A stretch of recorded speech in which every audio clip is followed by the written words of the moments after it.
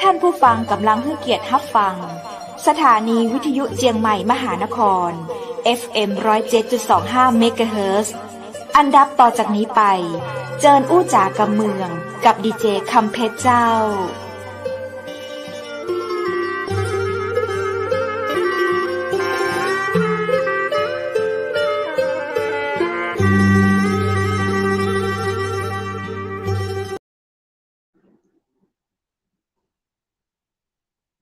สวัสดีเจ้าสวัสดีคุณผู้ชมที่ฮักและคือตังหาจัดนักนะเจ้ายินดีต้อนรับเข้าสู่รายการอู้จ่ากำเมืองตังเจียงใหม่มหานครแพร่ภาพออกอากาศจากอาคารวังสิงคำอำเภอเมืองจังหวัดเชียงใหม่เจ้าคุณผู้ชมและคุณผู้ฟังที่คือตังหาจัดนักนะเจ้าค่ำนี้ข้าเจ้าดีเจคำเพชรปิกะปะมาอู้มาจ๋ากับคุณผู้ฟังนะเจ้าผ่าน FM 107.25 เมกะเฮิรตซ์ผ่านช่อง YouTube เจียงใหม่มหานครเพจเจียงใหม่มหานครนะเจ้าขอให้คุณผู้ฟังและคุณผู้ชมนะเจ้าเพื่อกำลังใจแล้วก็เข้ามากดไลค์กดติดตามกดแชร์ให้กับทีมงานเจียงใหม่มหานครตัวยนะเจ้าป้ากันในวันนี้วันอังคารที่31เดือนพฤษภาคม2565วันนี้นะเจ้านอกจากจะมีข้าเจ้าดีเจคำเพชรมาเป็นพิธีกรในรายการอู้จ่ากำเมืองค่ำแรงนี้แล้วก็ยังได้รับเกียรติจากดีเจวูดหรือว่าคุณวรวุฒิเอี่ยมวิจารณ์ตัวเจ้ายินดีต้อนรับคุณวูดดีเจวูดเจ้าสวัสดีเจ้าสวัสดีครับก่อน สวัส อื่ ดี น ครับ ใด คุณคำเพชร ข้าเจ้าขอแสดงความยินดีกับดีเจวูดและก็ชาวกรุงเทพมหานครตัวยนะเจ้าเหมือนจะลุ้นกันมาหลายวันเนาะ ครับ วันนี้ ได้ ก มี ก ผู้ ต. ว่า เพิ่นก็ประกาศคืออย่า ค ง รับ เป็นทางการแล้วเนาะ อือ รับ ฮึ รองแล้วว่าดีเจวูดจะมีผู้ว่าราชการจังหวัดที่ถูกต้อง เย้ เป็นของตัวเอง ยินดีด้วยเจ้า นะครับ อืม ครับ ก็ ก็พอดีอะครับ ผู้ว่ามาพอดีเลย แล้วก็ประกอบกับช่วงนี้ก็หน้าฝนด้วย โอ้โฮ ผมว่างานหนักอะครับเนาะ อืเพราะกรุงเทพเนี่ยฝ ม นตกทีไรเนี่ยมีปัญหาทุกครั้งนะครับ น้ำรอการระบายบ้างหรือว่าอะไรบ้างอย่างเงี้ย อะฮะ ผมว่าผู้ว่าคนใหม่ก็ต้องดูฝีมือเขา จะ อะ รั เนาะ บ ต้อ ปั ง ญหา ลอง อืม โอ้โฮ พร้อ ปั ม ญหา ที่ เยอะ จะ แยะ แก้ไข อือ เจ้า กรุงเทพเป็นทั้งเมืองที่ เอาใจ ปัญ ช หา ่ว เย ย อะ แล้วก็เป็นทั้ง อื เมืองที่สวย ม มาก ๆ เจคร้า ับผม ผมว่าก็ เมื ก็ อง ดี หล อะ วงครับผม ของประเท อืม ศไทยเนาะ อื เจ้า ม ๆ ลองดูครับ ลองปรับเปลี่ยนอะไรดู ผมว่าเราจะได้เห็นอะไรใหม่ ๆ ในกรุงเทพนะ เห็นนโยบายของท่านเนาผู้ว่าะ เขา 200 กว่าข้อแล้วแบบ โอ้โฮ ผมชื่นชมทั้ง 200 ข้อเลยนะ โอ้ แล้วผมว่าดีเจวูก็ดอจะได้่าเห็น นครบถึง 200 ข้อแล้วกะเจ้า อ่าน รวบ ๆ อะครับผม แต่ก็ เท่าที่ดูอะก็เป็นอะไรที่เราอยากให้เกิดอยู่แล้วอะครับ เพราะกเรจุ้งเทพเนี่า ยเป็นอะไรที่ต้องบอกตรง ๆ เลยว่า ถ้าไม่มีโควิดเนี่ย กรุงเทพเนี่ยเป็น อืเป็นม จัง เป็นเมืองที่คนมาเที่ยวเยอะมากนะ เป็น ใช่ เมืองที่คน ๆ เจ้า ทั้งคนต่างชาตินะครับ ชาติต่าง ๆ เนี่ยเขาก็มากรุงเทพหมดเลย อย่างเงี้ยครับ อะฮะ แล้วถ้าเกิดเขาได้มาเห็นอะไรที่มันสวย ๆ งาม ๆ อย่างเงี้ย ผมว่ากลับไปเนี่ยเขาก็ต้องไปบอกต่อ ๆ กันอะเนาะ แล้วเดี๋ยวพอมากรุงเทพเดี๋ยวเขาก็ต้องขยับขยายไปทางเชียงใหม่ แม่ฮ่องสอน ลำปาง ภูเก็ต พัทยา หัวหิน อย่างเงี้ยนะครับ ใต้อือฮึ ด้วย อืแล้ววันนี้นะเจ้า ม เราๆ ๆ ก็มี แขก VIP ของเรามาจากภาคใต้อ๋อ ตัวยนะเจ้าอา เนาะ เออ ครับผม วันนี้เราจะได้ฟังเรื่องราวของภาคใต้เป็นจะใดนะเจ้า อืก็ม คงจะมาแหล่งใต้ให้เราฟังตัวย เจ้า ได้เลยครับ วันนี้อืม เราได้รับเกียรติจาก VIP จากจังหวัดสุอืม ราษฎร์ธานีพู้นเลยนะเจ้า อ๋อ ซึ่งครท่ัานเคยบผม มาในรายกอืารม อู้จ่ากำเมืองตังเจียงใหม่มหานครของเราเมื่อปีที่แล้ว จะว่าไปก็อืเกือบครบม ปีแล้วนะเจ้า ดีเจวูอืม ดเจ้า ใเจ้า ช่ ๆ ที่เราทำรายการกัดนีมเจา วูดน่าอจะืม จำได้เนาะ ซึ่ง อืม ท่านผู้นี้ อดีตท่านก็เป็นผู้อำนวยการสถานีวิทยุอืพระแสม งซาวด์เรดิโอ อำเภอพระแสง จังหวัดสุราษฎร์ธานีเจ้า ครับแล้วผม อืท่านก็ม ยังเป็นประธานกลุ่มวิสาหกิจชุมชนโรงอืเรียนต่อม ยอด ที่ตำอบืลอ่าวม ลึก อำเภออ่าวลึก จังหวัดกระบี่ตัวยนะเจ้า อืโอ้โฮ ม แค่เอ่ยชื่อจังหวัดนี่ก็อยากไปแอวแล้ว มีทะเลอืงม าม ๆ เนาะ เจ้า อืม จะว่าไปคืออาชีพหลักๆของท่านน่ะก็คือทำธุรกิจส่วนตัวทำสวนเกษ อืม ตร ซึ่งคราว อื ที่แล้ว ม ท่านก็มาเล่าให้เราฟังเนาะได้ทำไปประมาณหนึ่งตอนนี้ ค คื รั อบ แบบว่าเกือบจะปีนี้ท่านจะต้องมีอะหยังดีๆ มา อื โช ม ว์ให้เราอะเจ้า ดีเจบูธเราไปปากับท่านเลยดีกว่าเนาะให้เจ อื อกับท่าน ม แล้วเจ้า ครับ ยิ ผ น ม ดีต้อนรับผู้อำนวยการประเสริฐหลานรอด สวัสดีเจ้า สวัสดีครับ ครับ ครับ ครับ สวัสดีครับ ครับ สวัส ค ดี รับ ครับ สวัส พี่ ดี ป ครั ร บ ะ ผ เส ม ริฐ ครับ เสียงชัดเจนไหมครับ? ชัดเจนครับ ชั พี่ ดเจ ไม่ น ต้อง ค่ะ ไม่ต้องยกก็ ไม่ต้องยกก็ชัดเจนค อ รั อ๋ บ อ พี่ อะฮะ ครับผม ครับ พอ ครั ไบ ด้ ผม ได้ ป ยิ ระ น เส เลยครับผม ริฐหลานรอด อา ครับ ก็ ครอับ ดีตเป็นผู้อำนวยการสถานีวิทยุพระแสงซาวด์เรดิโอ อืม ครับ แล้ว อืก็ตอน ม นี้ ก็ใช้ชื่อลูกสาวแทน ครับ ก็อยู่ อื ในกลุ่มสื่อ ม กับคุณหทัยนี่ก็ตั้งแต่นู่นแหละ ตั้งแต่เริ่มบุกเบิกกันมาครับ อื เกือบ 10 ปีแล้ว ครับ เจ้า แล้วก็ตอนนี้ก็มา มาเดินสายในเชิงของเกษตรอุตสาหกรรม เป็นเกษตร ศูนย์เกษตรเรียนรู้ เกษตรอุตสาหกรรม และเกษตรเชิงท่องเที่ยว ครับ ในระบบ ค ค ร รั บ บวงจร ครับ คือตั้งแต่ เอาหลัก ๆ ตั้งแต่เขาเรียก ต้นน้ำ กลางน้ำ ปลายน้ำ ครับ แต่ อื ปลายตอนนี้ ม จะเหนื่อยหน่อยครับ ปลาย กลาง อื ๆ กลม าง ๆ ก็เหนื่อยครับ คือทุ อื ก ๆ ขั้นตอน ม ครับ มันจะต้อง ว่ายน้ำอะครับ ว่ายน้ำ ว่ายอืน้ำ ต้นน้ำ กลาม งน้ำ ปลายน้ำครับ กว่าจะถึงฝั่งครับ ครับผม อืม ครับ ก็ ขอบคุณทาง ผู้ดำเนินรายการครับ และทางเชียงใหม่ ทางกรุงเทพครับ แล้วก็ ครับ สวัสดีท่านผู้ฟังครับ ท่านผู้ฟัง แล้วก็ท่านผู้ชมทาง ทางหน้าเฟซ ทางยูทูบครับ อที่มีโอกาสได้ ืม มา ครั้งหนึ่งครับ ครั้งนี้ก็จะเป็นครั้งที่ 2 ครับ ครั ก็ บ น่าจะมีการ อัปเดตข่าว ๆ เรื่อง ที่หลาย ๆ ท่านได้ติดตามอยู่ อาจจะเพราะอีกเคสหนึ่งก็ ตาม ถ้าอยู่ในตัวเฟซบุ๊กของผม ผมจะใช้คำว่าชื่อว่า คุณประเสริฐอินทผลัมภาคใต้ อื ครับ ม คือ เป็นบุคคลหนึ่งในภาคใต้ที่ยัง เขาเรียก ยังไม่ยอมแพ้เรื่องอินทผลัม ครับ อืม อ๋อ อือ ครับผ ฮึ ม ครับ แล้วก็ เป็นจั่ ม งใดเจ้าธุรกิจอินทผลัมของท่าน อินทผลัม ต้นโตสวยดี แต่อากาศ อื ไม่ ม หนาวเหมือนภาคเหนือ ภาคกลาง อ๋อ อ่า ครับ อ๋อ แต่มี อืม เป็นลูกบ้าง มีเป็นลูก ครบ้ัาง บผม ครับว่าเขาเรียกมัน อือ่ม า มัน อะไรอะ มันเป็นโดยบังเอิญ ครับ อืแต่คิดว่าอนาคต ม น่าจะเป็นไปได้ น่าจะเป็นไปได้ อื ครับ ม ครับ ก็ขอครับ แค่ปลูก 100 ต้น ขอแค่สัก 5 ต้นก็ยังดี ครับ ปีที่ อืแล้วเป็น ม 4 ต้น ครับผท่านม ครับ ปลูกมาเมินหรือยังเจ้า? อินทผลัมนี้ต้องปลูกกี่ปีเจ้า ถึงจะได้ลูกได้อิน ผล? ทผลัมนี่ประมาณ 2 ปีครึ่ง 2 ปีครึ่งก็เริ่มเป็นลูกแล้วครับ ในส่วนโซน เจ้า ภาคกลาง อืม ทางภาคกลางตั้งแต่ราชบุรีขึ้นไปเนี่ย ราชบุรี อสุืพรรณบุม รี เมืองกาญ ครับ แล้วก็ทางภาคอีสาน อืม ครับ ก็จะมีสมาชิก มีเพื่อน ๆ ในกลุ่มที่ปลูกอินทผลัม แล้วก็ทางภาคเหนือ ก็มีสวนใหญ่ ๆ อยู่หลายเจ้า ก็มีพวกทีมงานอยู่ทางเหนือ ก็มีโอกาสว่าจะขึ้นไปเที่ยว ไปเยี่ยมเหมือนกัน ครับ เจ แล้ว ้า ก็ ยินดีเจ้า อีกเคสหนึ่ง ถ้าภาพที่ดูที่เป็นมัลเบอร์รี่ ครับ อื ตัว ม มัลเบอร์รี่ตัวเนี้ย อ๋ คือ อตัวนี้ ตอนนี้ก็มัมา นเลยเขาก็ปลูกตัวยกะเจ้า ก็ตอนนี้ผมเอามัลเบอร์รี่ปลูกระหว่างแถวปาล์ม ครับ ครับ ปลูกในสวนปาล์ม ป ก็ ลูก กะ แซ จะ ม จะ กัน ท เลย ำ ใช่ คือกะจะทำมาแปรรูป อือ ตัว ฮึ มัลเบอร์รี่นี่เป็นโรงงานไวน์ อื มัลเบอร์รี่ ม ครับ อืม ครั เจ้า บผม ครับ ครับ แล้วก็ต่อไปถ้าว่ามีหลาย ๆ ท่านลงมาทางใต้ ก็คิดว่ามีโอกาสได้ไปเที่ยวเยี่ยมชมในสวน ครับ คือมัล อื เบอร์รี่ ม แล้วอีกตัวที่ออกนี่จะเป็นหญ้าหวาน หญ้า อื หวานครับ หญ้าหวาน ม หรือว่าหญ้าสเตเวีย ครับ ตัว ครับ หญ้าตัวนี้รู้ว่าทางเหนือจะมีปลูกกันเยอะนะ ครับ ทางเหนืออืก็ปลูกกันเยม อะ ครับ แต่ตัว ครับ หญ้าหวาน มัน นี่ ช้ สา า มารถ ๆ ปลูกได้ทั่วประเทศไทยอะครับ คือหญ้าหวานในพื้นที่ ครับ ทางใต้อะไรก็ป อื ลูกได้ ม เพราะว่าตัวหญ้าหวานนี่จะเอาไปแปรรูป ไปใช้แทนน้ำตาล ตอนที่เอาไป อืม เข้ากระบวนการผลิตไวน์ ครับ อ๋อ ครับ อื เป็นตัวนั้น อ๋อ ที่ ครั พี่ บ พี่ ผ ประ ม เสริฐ ที่เขาบอกว่าสารให้ความหวาน ก็คือหญ้าหวานอันตัวนี้ใช่ไหมครับผม? ครับ เป็น ใความ ช่ หวาๆ นจากธรรมชาติ อ๋อ อ๋อ เหรอครับ ควาผม อ๋อ มหวานตัวนี้ครับ ความหวาน อ๋อ ความหวานตัวนี้หญ้าหวานรู้สึกว่าจะหวานประมาณ 200 ถึง 300 เท่าของตัวน้ำตาลปกตินะ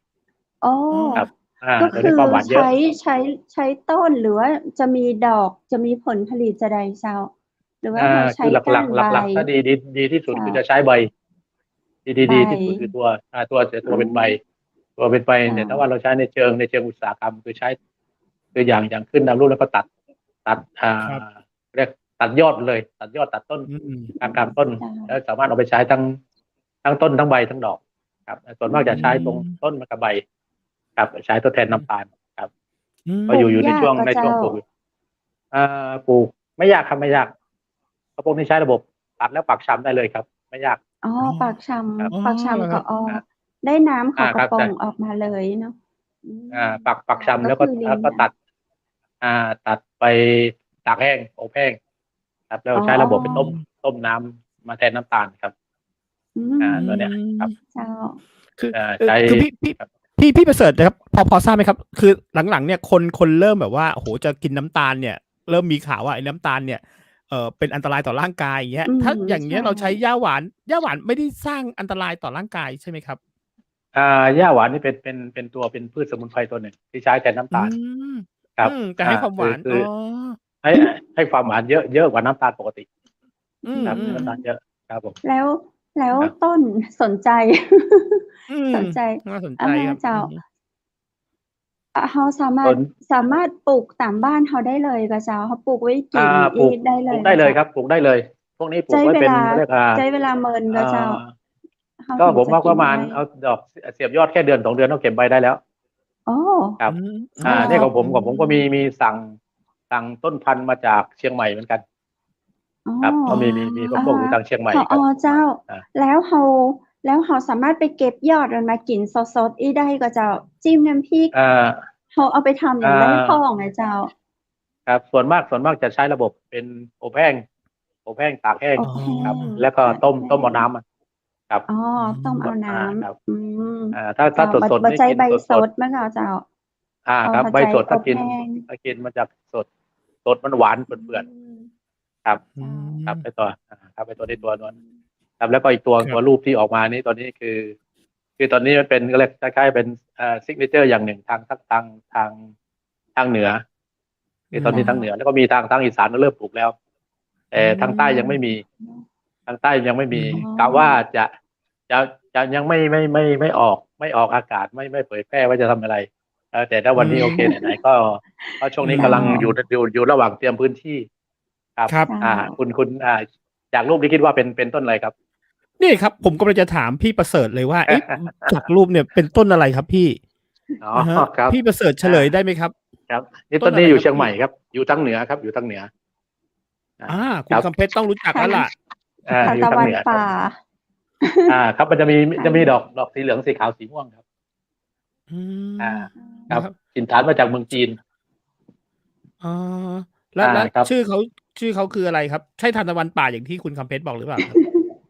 ไม่ใช่ครับ เก๊กฮวย ไม่ ค ใช รับ ่ อ๋อ เก๊กฮ เก๊ ว ก ย ฮวย เก๊กฮ อ๋อ วยครับ อ๋อ เก๊กฮ อ๋อ วยเจ้า เก๊กฮวยครับผ อ๋อ ม ครับ โอ้โฮ นี่ เก๊ ส กฮ มุ วย น เป็ ไพ น ร พื เล ช ยนะครับ อัน พี นี้ ่ คือมันเป็น เป็น พืชเมืองหนาว แล้วเราเอาไป เป็น ปลู พื ก ชเมือง ท หนา ี่ ว สุราษฎร์ธานี ตอนนี้ ถวาย ยั พระเจ้า ผมยังไม่ปลูก อันนี้นี่คือผมเอาจากที่ไปศึกษา อา มาจากภาคเหนือ ศึกษาที่ ครับ เห ได้ นือ ดู อืม ดูว่าตอนนี้โดยเฉพาะของมหาลัยแม่โจ้เขาจะเป็นศูนย์ขยาย ครั อื บ ให้ความรู้ แล้วตอนนี้ผมก็ อื มี ม ศึกษาไปทางกูเกิล ทางอะไร ครับ แล้ อื วก็จะเอามา ทดลองปลูก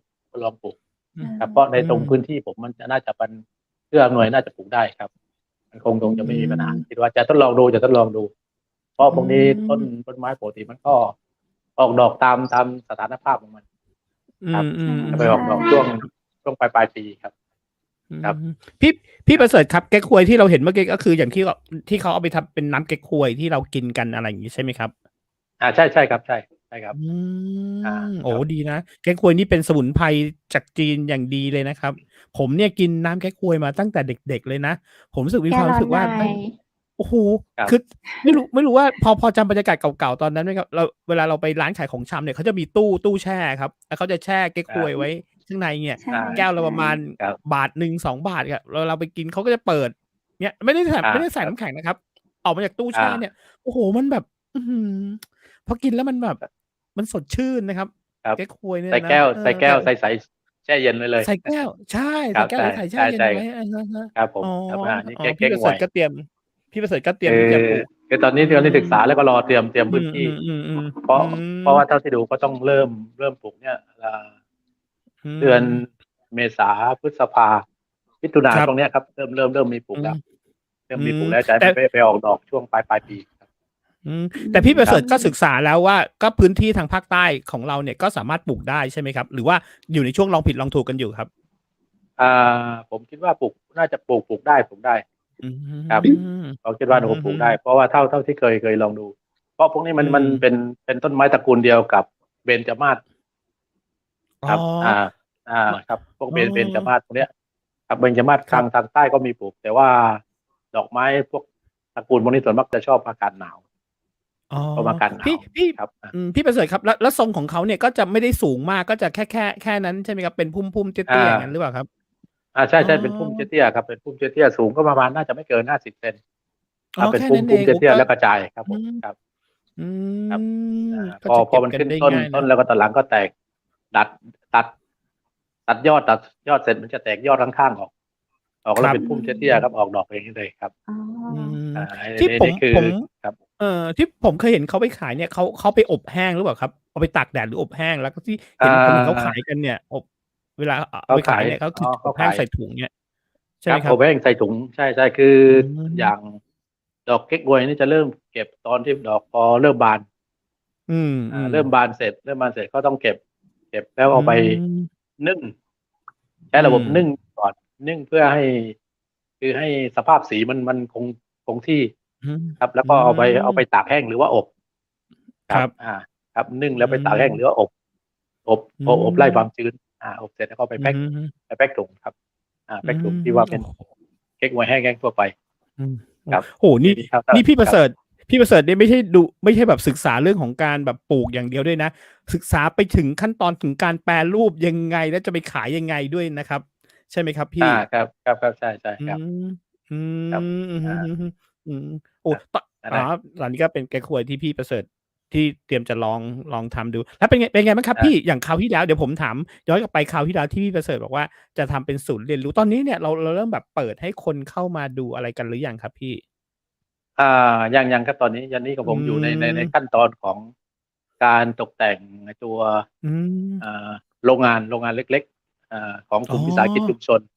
ครับ วิสาหอ๋กิจชุมชนที่ว่าอ จะแปรรูปตัวหม่อนเบอร์รี่ ครับ อ๋อ จะแปรรูปครับ ตัวหม่อนเบอร์รี่ คือหลักๆ จะเริ่มที่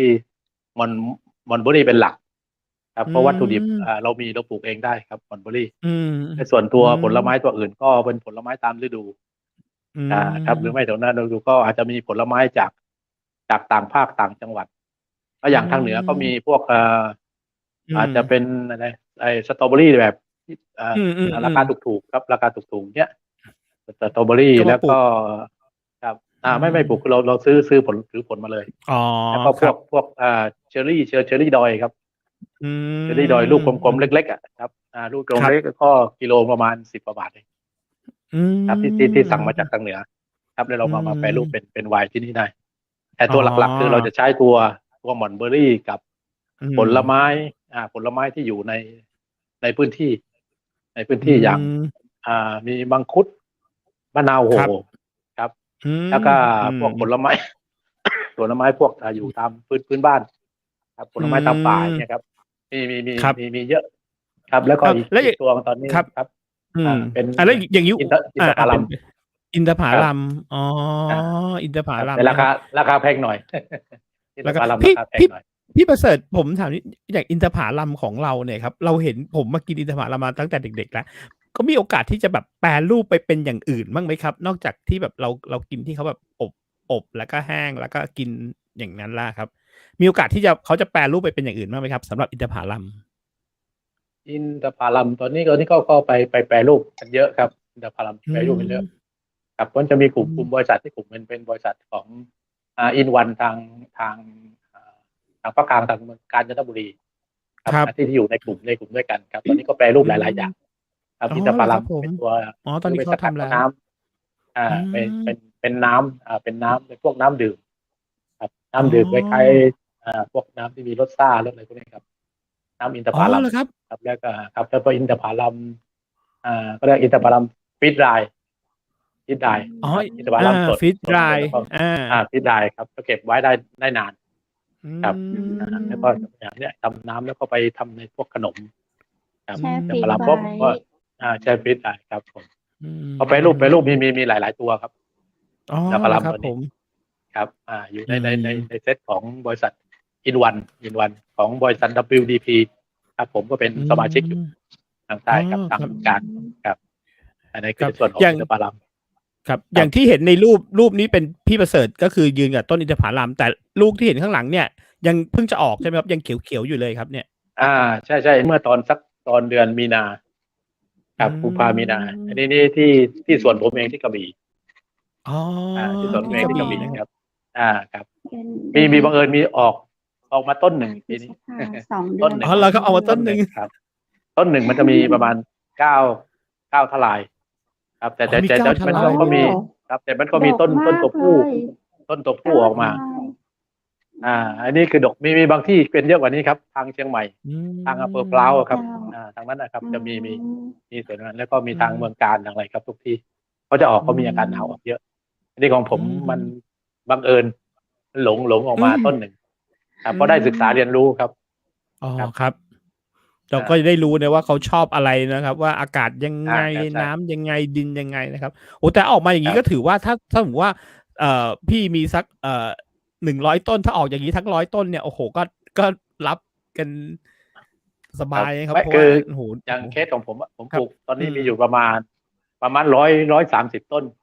อ๋อร้อยครับสามสิบต้นเลยณตอนนี้คือผมออกล่าสุดก็คุยกับในทีมว่าทำอย่างไรให้ออกแค่สัก5 ต้น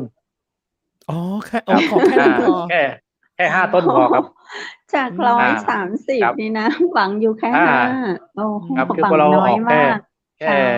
ห้าต้นปั๊บเราสามารถที่ว่ารู้แล้วว่า5 ต้นนี้เราดำเนินการยังไงไอ้ที่เหลืออืจะต้องเดินทำยังไงครับมเพราะมันอืมเทคนิคการดูแลมันเยอะครับอือันเนี้ยครับมอินทผลัมเนี่ยครับต้องใช้วิชาการเยอะพอสมควรครับอืครับม อ่าครับผมโอ้ครับผมครับโอ้แต่หแต่ลักๆในนี่พี่สวนขครับองหลักๆในสวนของท่านเนี่ยก็คือมีอินทผลัมแล้วก็มี มีมันเบอร์รี่ใช่ไหมครับหม่อนมันเบอร์รี่เบอร์รี่ก็มีปาล์มน้ำมันปาล์มน้ำมันปาล์มครับน้ำมันคือปาล์มน้ำมันตอนนี้ปาล์มน้ำมันแล้วก็ปลูกมันเบอร์รี่ระหว่างแถวปาล์มน้ำมันอือ๋อมเป็นสวนปาล์มน้ำมันทางใต้ครับคือจริงแล้วก็ๆสวนของเราครับเนี่ยทำเป็นสวนปาล์เป็นมสวนปาล์มก็เจ้าสวนปาล์อืมครับ มเยอะสวนปาล์มก็เจ้าแล้วก็ปลูกก็ในพื้นที่ที่ดูแลอยู่เองก็ประมาณสัก80 ไร่ โอ้เยอะนะเยอะเลยในนะครับบริเวโอ้ณประมาณจะร้อยแปดได้แล้วในเนี่ย อืมแปดสิบไร่ก็ดูแลกับน้องๆอยู่2-3 คนอืครับก็มีทีมอ่างานโอ้ครับแล้วก็ปลูกไอตัวหม่อนเบอรี่นี้ระหว่างแถวปาล์มครับแถวปาล์มกะว่าคือเป็นตัวทดลองปลูกเก็บได้สัก3 หรือ 4 ปีแล้วรอดูถ้าว่ามันไปได้ผลดีก็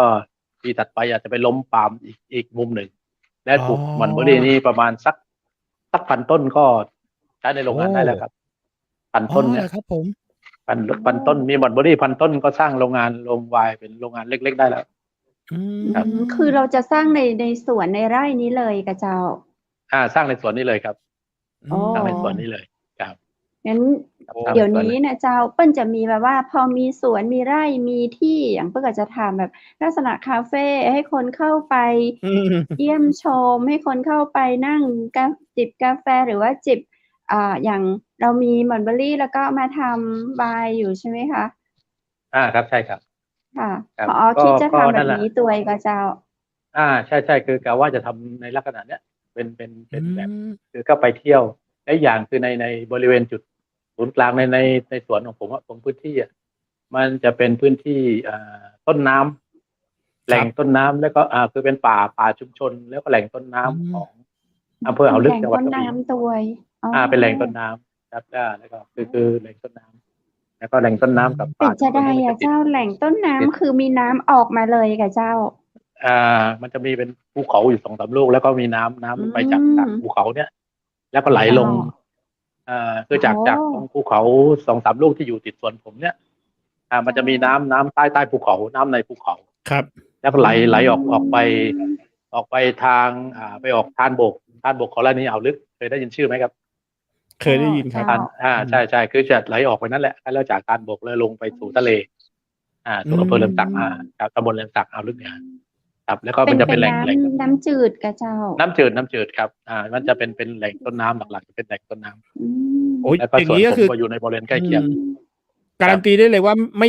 ไม่ประสบภาวะ ไม่ขา แล้ ด งแน่นอน ไม่ นะ ขา ครั ด บ น้ อืม ำเจ้า ไม่ขาดน้ำครับไม่ขาด อืม ไม่ขาดอาศัยแหล่งน้ำธรรมชาติและใช้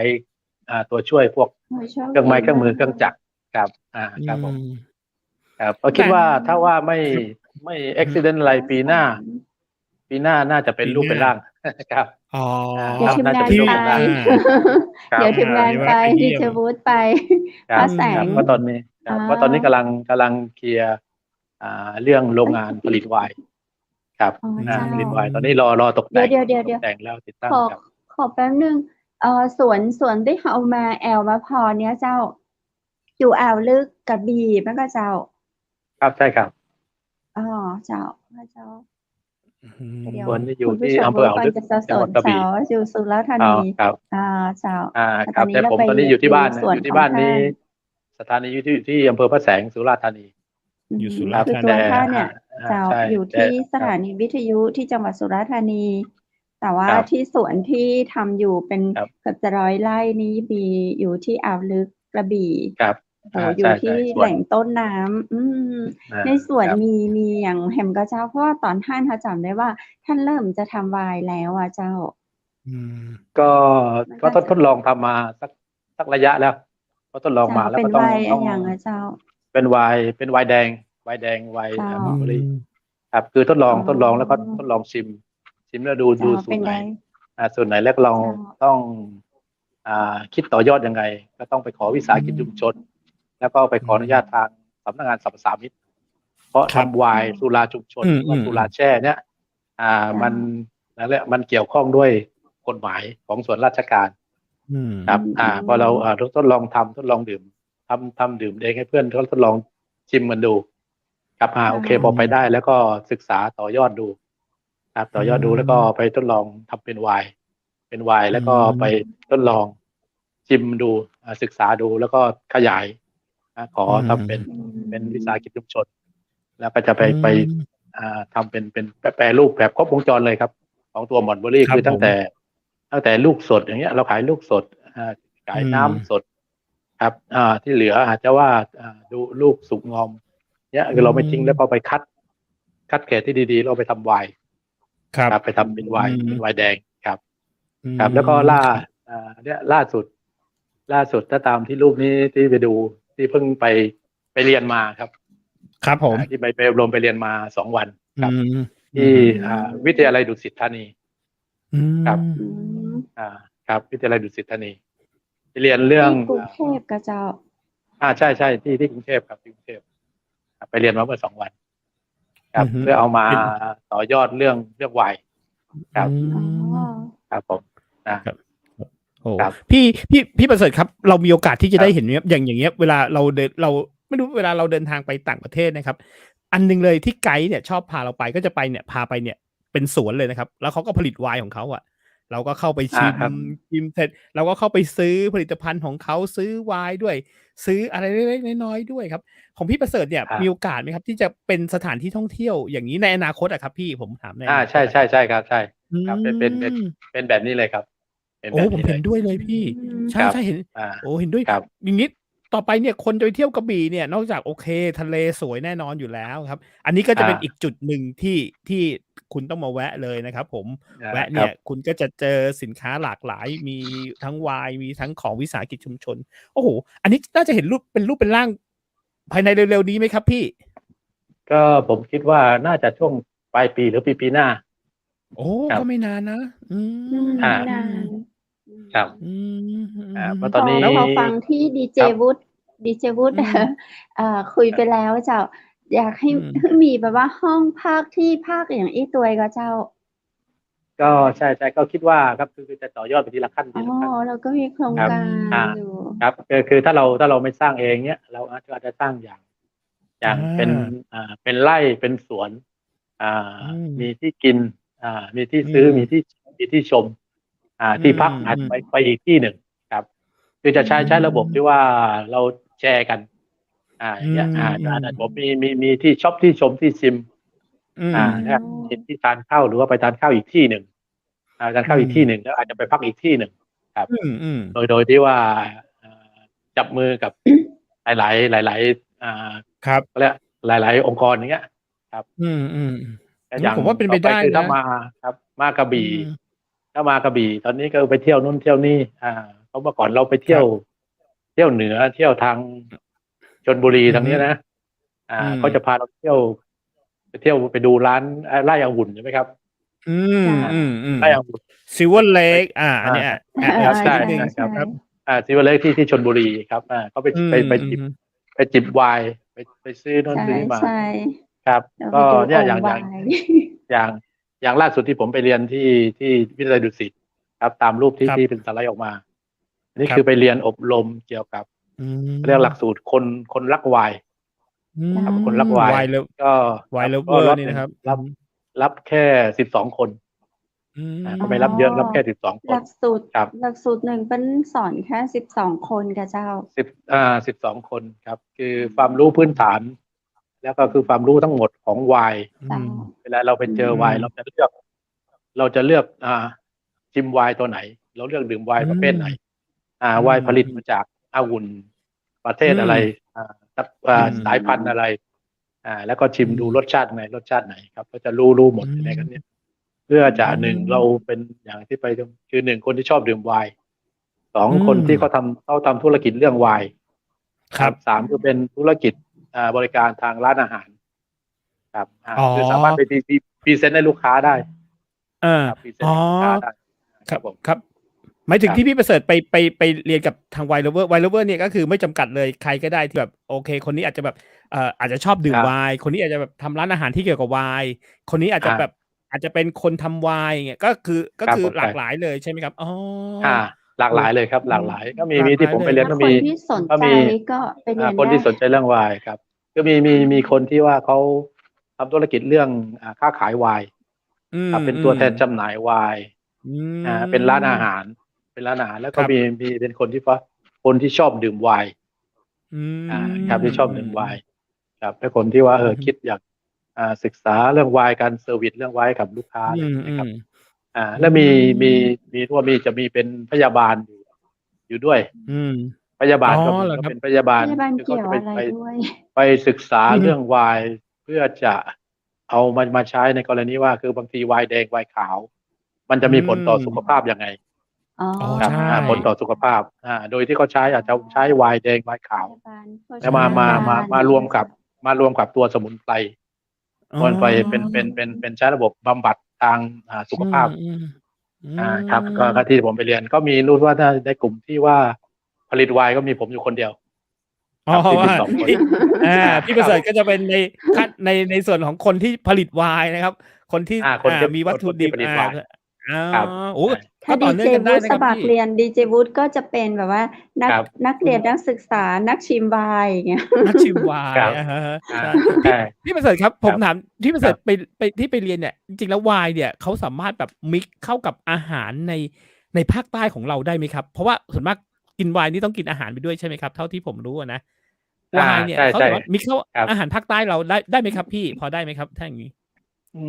อย่างเคสไวน์มันอา กินกับอาหารได้ แต่ละประเภท ครับ คืออืทางใต้นี่โอม เค คือถ้ากินกับไวน์มันได้หมดเหมือนกัน อ๋อ ครับ เหรออย่าง ครับผม? อย่างไวน์ทั่วไปเนี่ย คือมันเป็นอืม อะไร เป็นเครื่องดื่มสากล อืถ้าคนม ๆ ที่ชอบดื่มไวน์ เขาจะสามารถรู้ได้ว่า ไวน์ขาว ต้องกินกับอาหารประเภทไหน ไวน์แดงกินอืประเภทไหน ม ครับ แล้วอย่างเคส แล้วแชมเปญกินกับอาหารประเภทไหน อืครับ อย่างเคสแชมเม ปญมันจะออกมีหวาน อืๆ หวาน ๆ ซม ่า ๆ จะต้องไปกินกับอาหารประเภทไหน แล้วก็ไวน์อืขาว ม ไวน์ขาวก็อืต้องกินกับม พวกอาหาร เป็นพวกปลา พวกอาหารทะเล อืแล้วก็ไวน์แดงก็ม เป็นพวกหมู พวกเนื้อ อะไรพวกเนี้ยครับ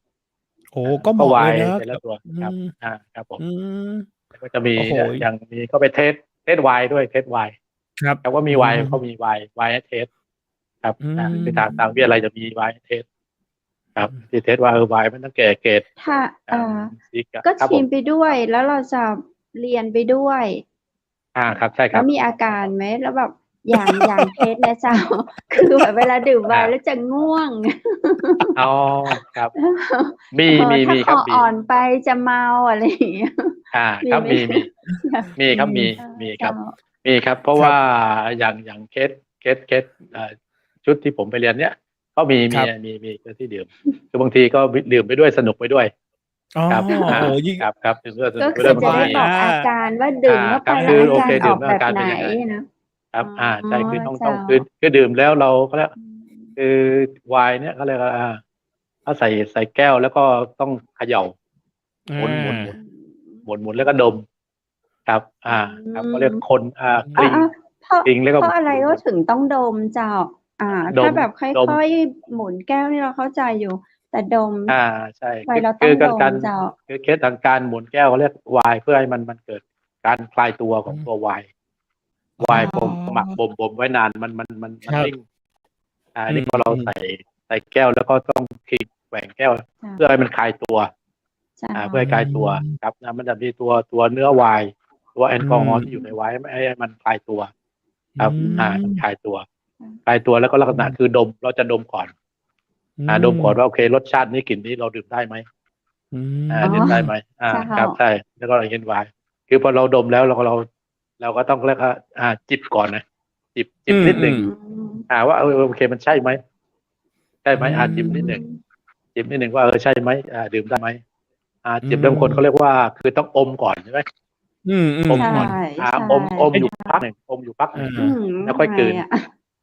อมก่อนแล้วค่อยกลืนเพื่อมันเขาเรียกคือคนความรู้สึกเราต้องการอรรถรสของรสชาติของไวน์ทำไงคือให้ไวน์อยู่ในปากเรานาน จะได้สุนทรีครับ เจ้า ครับได้ครับเพราะบางคนไม่เคยดื่มไวน์ แหมนึกภาพออกเลยอยาก ครับ เนาะ ครับ นี่พี่ประเสริฐไปเรียนเนี่ยก็ตอนนี้ก็รู้เลยก็คือหนึ่งเลยตอนนี้พี่ประเสริฐจบคอร์สนี้แล้วพี่ประเสริฐก็รู้เลยนะครับว่าหลักมันยังไงนะครับไม่ว่าจะเป็นตั้งแต่การเปิดขวดเลยนะครับ การแช่การเทการลินอะไรตอนนี้ก็รู้หมดเลยนะครับ ผม โอ้ครับใช่ครับการลินการจัดเก็บไปหาปรมาจารย์ อะไรแบบไหนครับก็ยังไม่ถึงแก่นแท้ยังไม่เข้าใจเท่าที่ควรแต่โอเคคือพื้นฐานก็ได้พื้นฐานพื้นฐานมันก็ไปพอสมควรคือพอมีนั่งคุยกับใครพอคนที่เขารู้มากเราสามารถศึกษาและคือคุยกันได้ครับมันจะมีคือกลุ่มที่ว่าระดับนี้วันนี้คือพวกนักชิมไวน์ตัวนี้คือต้องไปสอบต้องไปอบรมต่างประเทศตอนนี้ต่างประเทศบินมาอบรมเมืองไทยเขามาอบรมเมืองไทยเขาเรียกว่าอะไรก็คือนักชิมไวน์เนี่ยก็เหมือนกับรายการเชฟกระทะเหล็กที่มีกรรมการตัดสินต้องมีใบแบบ certificate เลยนะว่าใช่ต้องมีอะไรนั้นเลยครับต้องมีใบนั้นใครจะมาเป็นนักชิมไม่ใช่ง่ายๆครับคุณต้องผ่านขั้นตอนนั้นนะโอ้โหครับไปอบรมไปเรียนเป็นขั้นนักชิมนั่นนะก็หลายหมื่นนะครับครับหลายหมื่นแต่ก็ได้ความโอ้แต่นี่พี่ประเสริฐหมายถึงว่านี่เพิ่งเรียนจบมาไม่กี่วันเองนี่ครับใช่ไหมครับเนี่ยเพิ่งไปเรียนมาเมื่อ2 อาทิตย์ที่ผ่านมานะครับ8-29ครับผมดูวันครับเมื่อคืนครับเมื่อคืนครับโอ้ดีนะผมว่าอย่างพี่ประเสริฐไปเรียนนะผมว่าเป็นอะไรที่ถูกต้องเลยเพราะว่าต่อไปพี่ประเสริฐจะทำแบบเนี้ยในสถานที่ของเราถูกไหมครับเพราะฉะนั้นเราต้องรู้ด้วยเนาะไม่ใช่ว่าแบบถ้าเราทำแล้วเนี่ยเราไม่รู้เนี่ยผมว่ามันไม่ได้นะจริงๆแล้วคนผมว่าคนผู้ประกอบการหลายๆคนเนี่ยถ้าจะทำอะไรผมว่าไปศึกษาให้รู้ก่อนนะเนาะสมมติเราจะทำร้านวายเราจะทำอะไรเงี้ยถ้าเรารู้เนี่ยด้วยวิธีการกินเขายังไงอะไรเงี้ยดูเบื้องต้นแล้วค่อยศึกษาไม่มีวันสิ้นสุดนะพี่เพราะว่ามันได้เรียนรู้ไปเรื่อยๆนะว่าเขาทำอะไรแล้วเอามาพัฒนาในที่เราครับผมใช่ครับก็ดีจังเลยใช่คือแบบนี้อย่างเคสที่เราไปเรียนครับอย่างเคสที่เราไปเรียนไปอบรมเนี่ยคือทางอาจารย์ก็จะสอนตรงพื้นฐานแล้วก็เน้นความรู้หลักๆคือเป็นไวน์ ไวน์คือสากลมันต้องเป็นไวน์มาจากองุ่น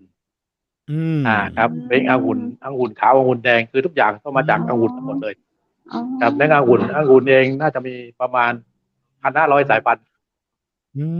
ม ประมาณ 1,500 สายพันธุ์องุ่นครับ ครับ อืม ครับ แล้ แล้ว ว ก็ ถ้าแบบ ครับ เราเคยได้ยินมีอะไรนะไวน์สตรอเบอรี่ลำไยอะไรแบบนี้ล่ะเจ้า ใช่ อันนี้ มี คือ คือ ไม่ใช่ ก็คือเป็นไวน์สินค้าอุทมไวน์ชุมชนไวน์ทาง เจ้า ภาคเหนือทางครับทั่วไป เจ้า เนี่ยจะเป็นไวน์พวก เจ้า สตรอเบอรี่ไวน์ลำไย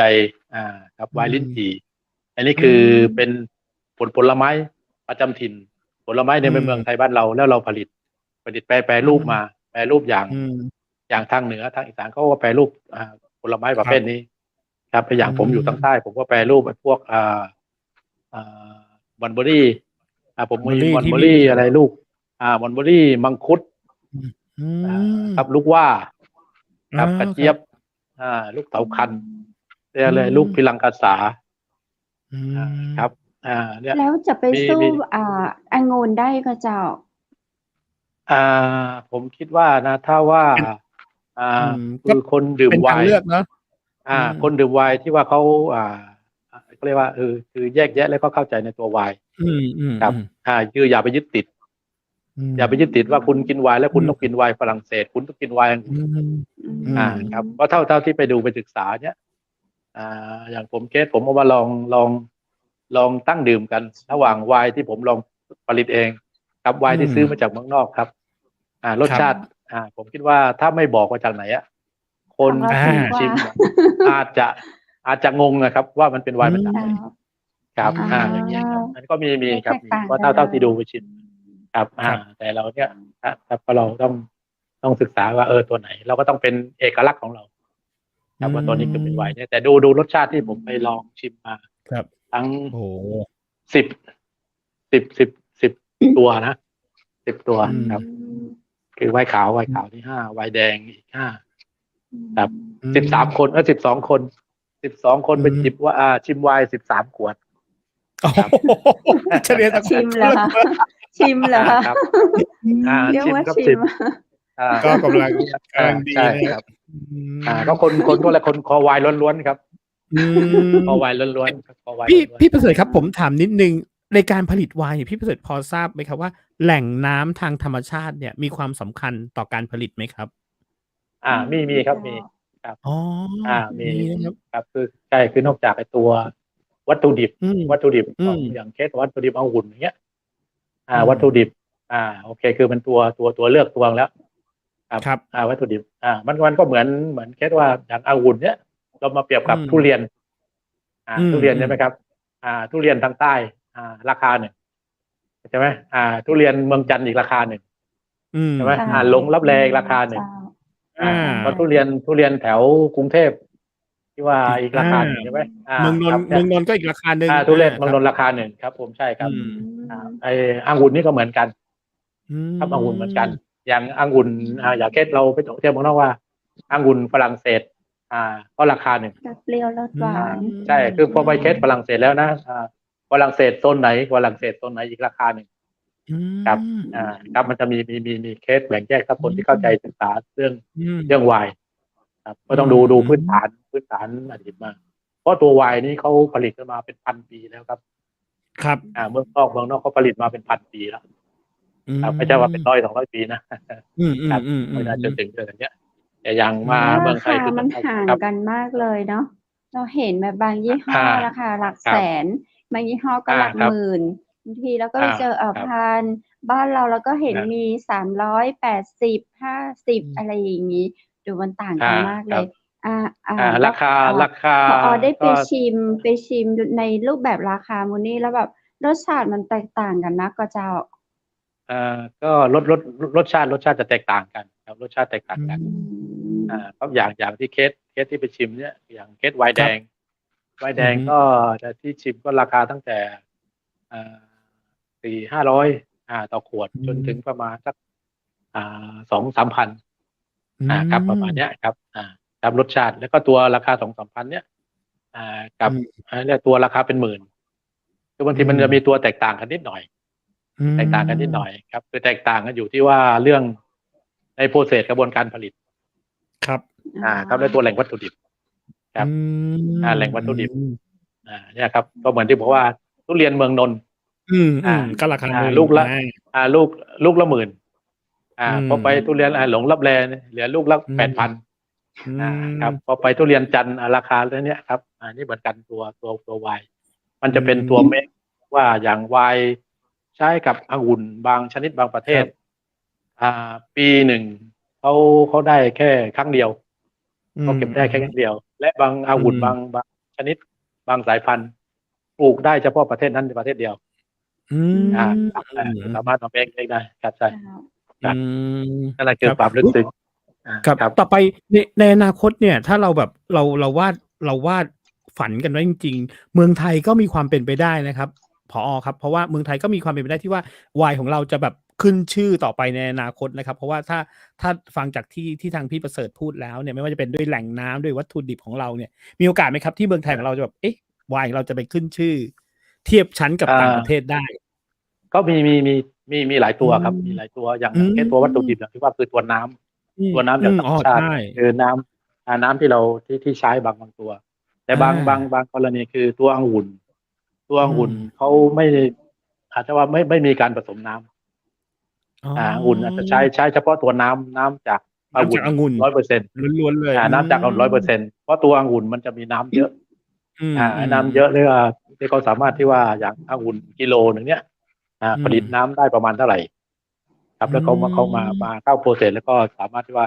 ขายได้ในราคาเท่าไหร่ที่ราคาสูงต่ำมันอยู่ที่ตัวนี้ครับตัวเนี้ยครับแต่ถ้าว่าบางเคสบางตัวที่ว่าตัวแหล่งน้ำที่เข้ามามิกซ์ครับมันก็มีผลครับก็มีผลเหมือนกันครับในตรงเนี้ยครับแล้วก็ไวน์เมืองไทยมันก็มีหลายตัวนะครับมีหลายตัวที่เจ้าใหญ่ๆเขาก็มีผลิตแล้วก็มีส่งนอกก็มีครับอย่างที่มีชื่อบางคนเรียกว่าไอชาโตเดินเลยแล้วก็ของทางเขาใหญ่ครับทางชลบุรีครับมันก็มีที่เขามีโรงงานใหญ่ๆที่ในเมืองไทยครับเขาก็เน้นผลิตส่งนอกเหมือนกันครับนอกจากขายเมืองไทยคือผลิตส่งนอกครับเพราะว่าตัวผลผลิตเมืองไทยก็รสชาติอะไรก็ดีสู้เมืองนอกได้ครับมีเหมือนกันครับมีส่งนอกก็เยอะเหมือนกันครับไว้เหมือนกันครับอย่างเคสของผมคือไปเรียนหลักๆมันเราจะเน้นไปตัวหลักสูตรเกี่ยวกับตัวของวัตถุดิบคือองุ่นครับตัวองุ่นครับครับแต่ส่วนผมจะใช้เป็นตัวบอนเบอรี่กับผลไม้พื้นบ้านที่บอกผลไม้พื้นบ้านก็คือผลไม้พื้นบ้านของไทยเนี่ยนะครับของที่ปลูกเองในสวนปลูกเองในสวนครับครับเพราะว่าเคสถ้าว่าปลูกไวน์องุ่นสำหรับทำไวน์เลยเนี่ยมันจะต้องดูพื้นที่ที่ปลูกใช่ครับอย่างที่เขาปลูกทั่วไปก็เป็นองุ่นสำหรับทำไวน์โดยเฉพาะครับอย่างแต่ละสวนแต่ไรที่ปลูกแถวโคราชแถวทางเหนือแถวทางชลบุรีนะครับคือต้องเอาตัวสำหรับทำไวน์โดยเฉพาะครับเป็นลักษณะนี้ครับอันนี้เป็นภาพพี่ประเสริฐคือกำลังชิมไวน์นะครับผมชิมไวน์ถามนิดนึงวันที่ชิมนั้นทั้งไวน์แดงทั้งไวน์ขาวเลยป่ะครับพี่ทั้งไวน์แดงไวน์ขาวครับทั้งไวน์แดงไวน์ขาวโอ้โหแล้วก็รวมถึงแชมเปญด้วยแชมเปญด้วยครับแชมเปญโอ้โหครับแต่ก็นั่งเรียนไหวนะครับพี่นะก็ยังไหวอยู่นะเรียนจะไปชิมไปปฏิบัติชิมช่วงครึ่งวันที่2ครับครึ่งวันที่2คือเป็นเชิงการเทสการจัดของจริงครับไปช่วงวันที่2ครับวันที่2ช่วงครึ่งวันที่หลังครับไม่นั้นเรียบร้อยครับไงก็ขอแสดงความยินดีตัวนะเจ้าว่าวันนี้ท่านผอ.ได้ไปเรียนรู้ได้ไปทำความเข้าใจในพื้นฐานของการที่จะทำไวน์ต่อไปแล้วเดี๋ยวเขากลับมาที่ไร่ชื่อไร่คือชื่อโรงเรียนต่อยอดมันก็จะที่อ่าวลึกครับใช่ครับคือผมใช้ชื่อสวนเป็นชื่อไร่โรงเรียนต่อยอดไร่โรงเรียนต่อยอดใช่โรงเรียนต่อยอดที่จะใช้แนวความคิดว่าคือเราไปเรียนรู้อะไรมา ถึงเวลาถ้ามีใครต้องการความรู้เพิ่มเติมว่าจะเอาไปใช้เราก็สามารถที่ว่าแนะนำให้คนอื่นไปใช้ได้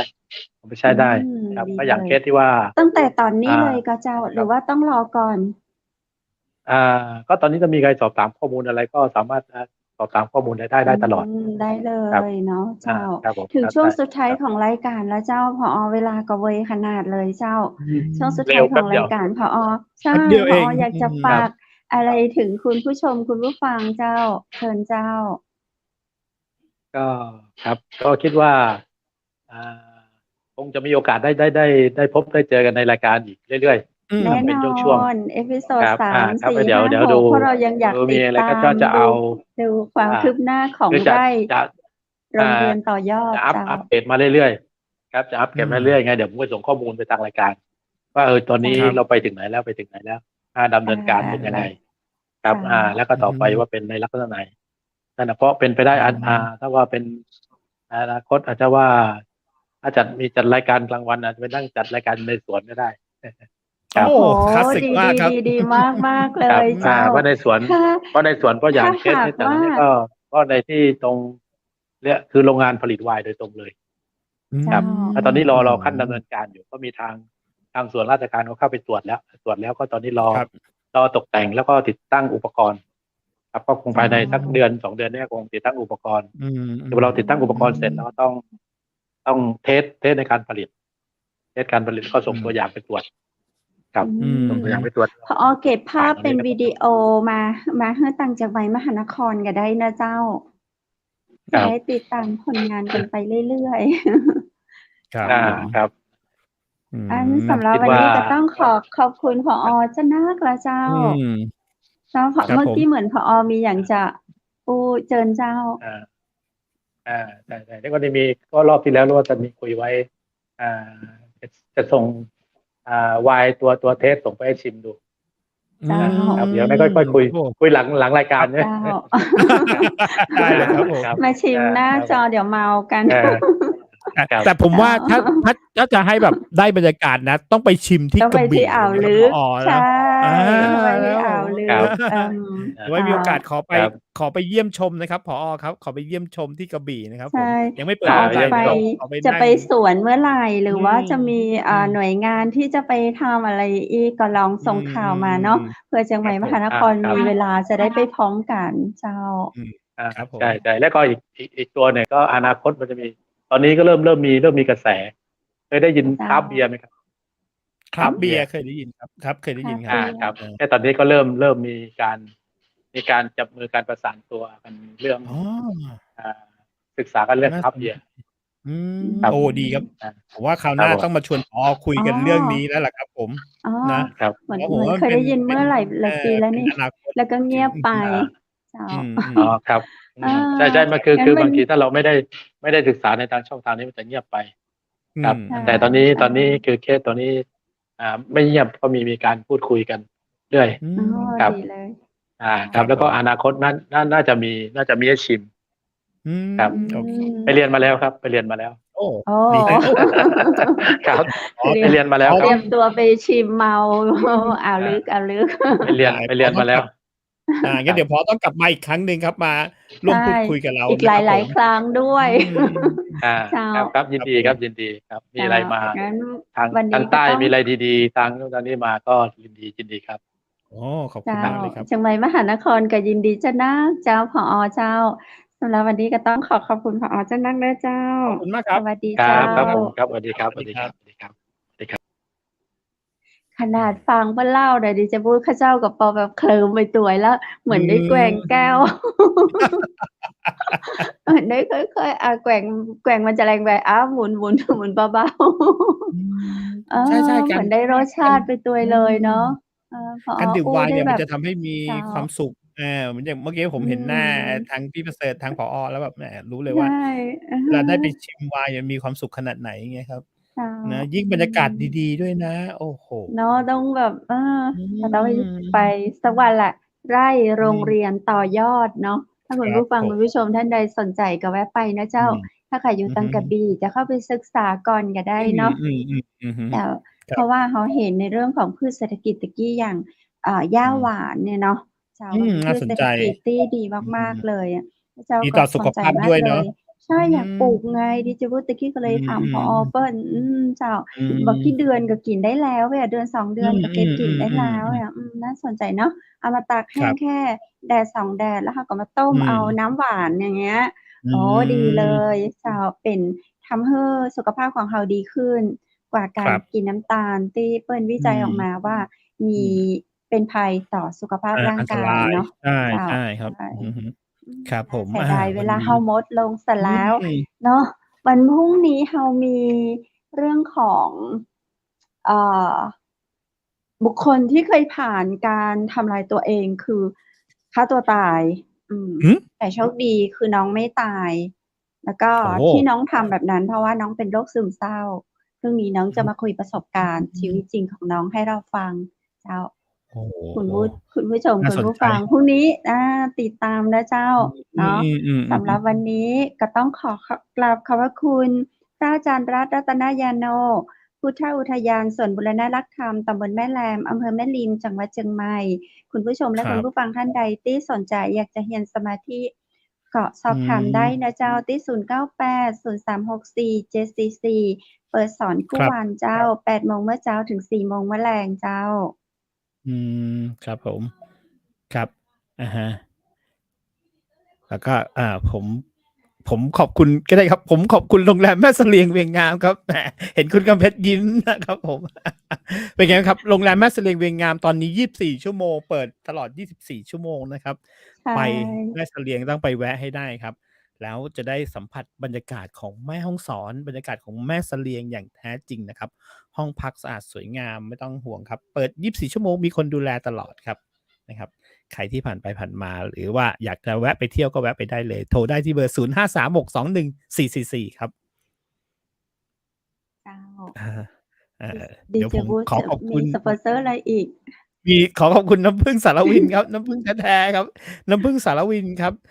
อย่างที่บอกครับ เมื่อกี้อย่างที่เรา ตอนหลัง ๆ เราต้องเริ่มใส่ใจสุขภาพแล้ว น้ำผึ้งเนี่ยเป็นสมุนไพรจากธรรมชาติที่ดีมาก แท ๆ นะคนนรับ ้ำตาลเพราะ ไดฉะ้นั้น ด้วย แทนน้ำตาลได้ด้วย เมื่อกี้อย่างที่บอก น้ำผึ้งเนี่ยจิบเช้าเย็นวันละนิดนะครับ ยิ่งจิบตอนคืนนะ จะทำให้คุณหลับก่อนสบนาอน ยมากเลยหนละคัรับ บสบายอืมาก ม หลับวันสบาก่อนยแบบ รู้สึกหิว อืม ดีเจวุฒิ แล้วแบบ เอ๊ะ ครจัะบ ลุกไปทานอะไร ก็แบบ มัน โอ้ ดึกแลเรื่องใ้ว หญ่ไอะป ไรอย่างงี้นเจ้ำา ผึ้ง ใช่ น้ำผึ้งอิ่ม แล้วเลย ก็น้ำอุ่นตามครึ่งแนกั่นแห้ว ละคโรอั้บ โฮ หลับอืสบายม เลย ใเชช้ามา่ แบบ โอ้โฮ หลับลึกมากเมื่อคืน ใชอะไร่ เงี้ย แต่ให้เลือกหน่อยนะครับ น้ำผึ้งเนี่ยให้เลือกหน่อย เวลาจะซื้อเนี่ยต้องซื้อจากสถานที่ ต้องดูว่าน้ำผึ้งต้องได้รับการผลิตจากสมี ถานอย ที่ที่ได้มาไหม? ตรฐานจริง อา ๆ ต้องมี อย. เจ้า ด้วย แล้วผลิใตชภัณฑ์ที่มา่ บรรจุเนี่ยต้องสะอาดและปลอดภัยนะครับ ใช่ อย่าไปคิดถึงแต่แบบ โอ้โฮ เขามาขายเราราคาถูกเลย อย่างเงี้ย ต้อง อันนั้นจะเสใีช่ ยงมากนะครับ ยังไงเลือกน้ำใชผึ้งแท้ แต่่ ถ้าเกิดน้ำผึ้งสารวินนี่ชัวร์แน่นอนว่าเป็นน้ำผึ้งแท้ยิ่งนะเคปร็ับ นน้ำผึ้งอะไรนะ น้ำผึ้อืงเดือม น 5 น้ำผึ้งแท้ อตราสารา วินเนี่ย โอ้โฮ มั่นใจได้เลย มั่นใจไมด้ันเลยนะคจะกลมรับผม กล่อม ใชเจ้า ่ ๆ ยังไงก็สนใจโทรไปได้เลยครับ 0826166889 ครับผม น้ำผึ้งสารเจว้ิา นครับ น้ำผึ้งแท้ ๆ คขรับ อบคุณเจ้า ข้อืาเจ้าก็ขอม ขอบคุณภาพพิธีกรหญิงนะเจ้า จากร้อาืนผ้าม พื้นเมืองชุดไทยใหญ่นะเจ้า ท่านใดที่สนใจผ้าไทยงาม ๆ ผ้าพื้นเมืองงาม ๆ นะเจ้า ราคาบ่แพงเน้อ เปิ้นฮื้อเจ้า เปิ้นจำหน่ายปลีก จำหน่ายส่ง บริการส่งทั่วประเทศไทยเลย ท่านใดสนใจก็สอบถามรายละเอียดได้ที่เบอร์โทร 0987739789 เจ้า อืและสุดท้ายม ข้าเจ้าดีเจคัมเพชร ดีเจวุฒิ และทีมงานเจียงใหม่มหานคร ก็ขอขอบคุณคุณผู้ชมที่รักทุกคนทุกท่านนะเจ้า พรุ่งนี้ปิกมาปะกันใหม่เนาะดีเจวุฒิเจ้า สำหครรัับบผม ค่ำนี้ขอให้นอนหลับฝันดี ราตรีสวัสดิ์เจ้า สวัสดีครับ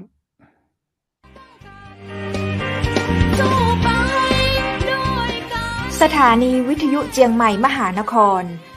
107.25 เมกะเฮิรตซ์ ขอแสดงความห่วงใยและเป็นกำลังใจให้ทุกท่านในช่วงการระบาดของโรคโควิด -19 ในครั้งนี้ เพื่อลดความเสี่ยง ควรสวมหน้ากากอนามัยทุกครั้ง ล้างมือเป็นประจำ ขอให้อยู่ที่บ้านให้นักที่สุด ด้วยความปรารถนาดีจากหมู่เฮาเจ้าเจียงใหม่มหานคร สนับสนุนโดย กาแฟโกแม็กคอฟฟี่ และโรงแรมแม่เสรียงเวียงงาม โ โทร 053-621-444 และ 081-595-2883